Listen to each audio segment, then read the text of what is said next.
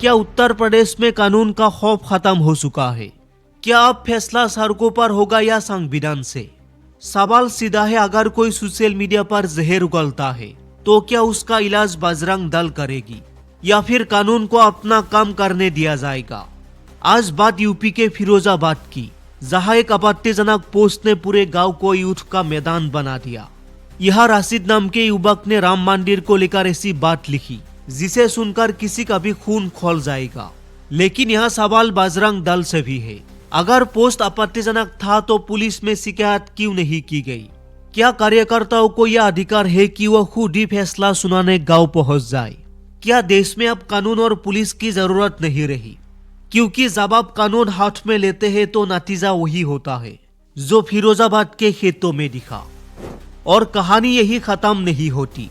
रामपुर सालिए यह एक शख्स ने थाने के भीतर घुसकर पुलिस वालों को वर्दी उतरवाने और थाना फूंकने की धमकी देता है।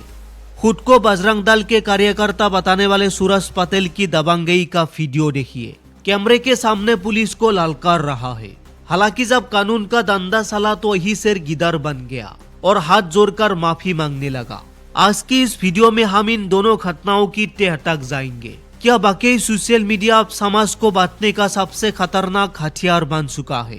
फिरोजाबाद के दौरी गांव में उस दोपहर हुआ क्या था और रामपुर में पुलिस को धमकी देने वाले सूरज पटेल का साहस क्या है? सबसे पहले बात करते हैं फिरोजाबाद की। वहां के दौरी गांव में राशिद नाम के एक युवक ने सोशल मीडिया पर एक बहुत ही आपत्तिजनक बात लिखी। उसने लिखा, जिस दिन भारत में मुस्लिम प्रधानमंत्री बनेगा उस दिन राम मंदिर को तोड़ दिया जाएगा। जरा सोचिए, ऐसी बातें समाज को क्या संदेश देती है? जिस राम मंदिर का करोड़ों लोग सम्मान करते हैं उसके खिलाफ ऐसी नफरत भरी बातें लिखना क्या सही है? ऐसी सोची माहौल खराब करने की जर है। लोग सोशल मीडिया पर कुछ भी लिख देते हैं बिना यह सोचे कि इसका अंजाम क्या होगा। ऐसी बातें न केवल भावनाओं को ठेस पहुंचाती है बल्कि शांति के लिए भी खतरा है। आप कहानी का दूसरा हिस्सा देखिए। जैसे ये पोस्ट वायरल हुई, बजरंग दल के कार्यकर्ता नाराज हो गए। रविवार दोपहर करीब 12 बजे बजरंग दल के कई लोग गांव पहुंच गए।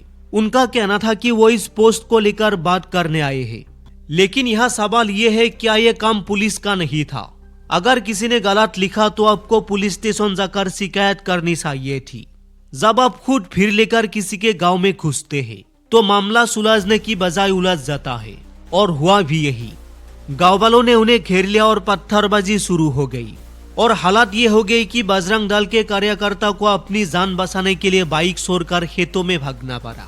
वहां तैनात पुलिस भी कुछ नहीं कर पाई। आप फिरोजाबाद से थोड़ा आगे बढ़िए और चलिए रामपुर।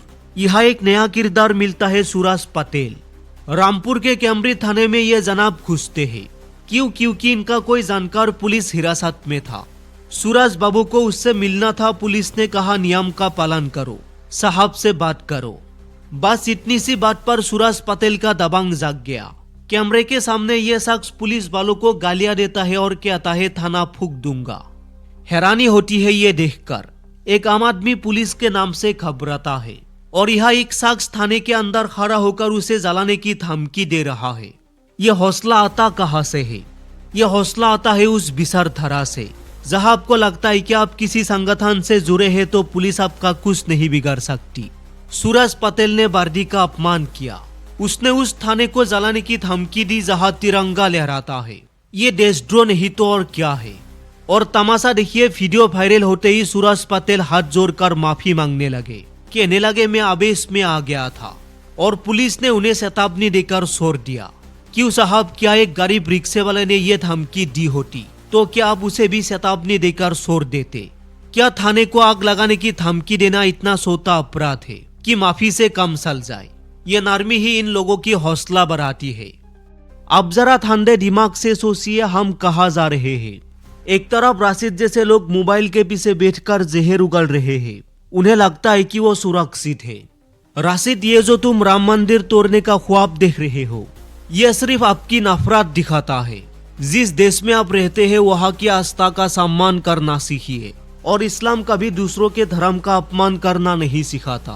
अगर आप नफरत फैलाएंगे तो आपको सजा मिलेगी, लेकिन आपकी नफरत का जवाब कानून देगा, कोई संगठन नहीं। दूसरी तरफ बजरंग दल जैसे संगठन है राष्ट्रवाद और धर्म की रक्षा करना अच्छी बात है, लेकिन क्या धर्म ये सिखाता है कि आप कानून की धज्जियां उड़ा दे? क्या भगवान राम ने कभी अपनी मर्यादा तोड़ी थी? नहीं ना, तो फिर अब उनके नाम पर सड़क पर हुड़दंग क्यों मचा रहे हैं? आज का समाज सोशल मीडिया की जाल में फंस गया है। किसी ने कुछ लिखा नहीं कि हम हथियार उठाकर बाहर निकल जाते हैं। हम ये भूल जाते हैं कि हमारे घर में माँ बाप और बच्चे इंतजार कर रहे हैं। जब फिरोजाबाद में वो लड़के खेतों में भाग रहे थे, तब उन्हें धर्म याद नहीं आ रहा होगा, तब उन्हें अपनी जान की फिक्र होगी। राशिद पर सख्त कार्रवाई होनी चाहिए। ऐसी पोस्ट करने वालों को ऐसा सजा मिलनी चाहिए कि अगली बार ऐसा करने से पहले 100 बार सोचे।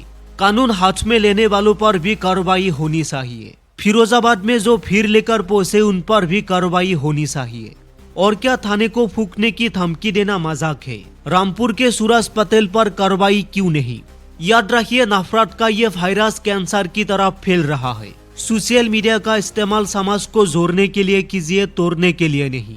और अगर कोई तोड़ता है तो उसके लिए देश का कानून और पुलिस काफी है। आपको सुपर हीरो बनने की जरूरत नहीं है। दोस्तों, पत्थर उठाना या धमकी देना कोई बहादुरी नहीं है। असली बहादुरी कानून का सम्मान करने में है। अगर समाज में शांति चाहिए तो नफरत वाली पोस्टर पर लगाम लगानी होगी और सड़क पर इंसाफ करने वाली भीड़ को भी रोकना होगा। देश संविधान से चलता है, किसी की नफरत भरी सोच या किसी की धमकी से नहीं। सुरक्षित रहिए और ऐसी खबरों के लिए सब्सक्राइब कीजिए। और इन दोनों घटना पर आप क्या सोचते हैं? अपनी राय हमें कमेंट बॉक्स पर जरूर दें।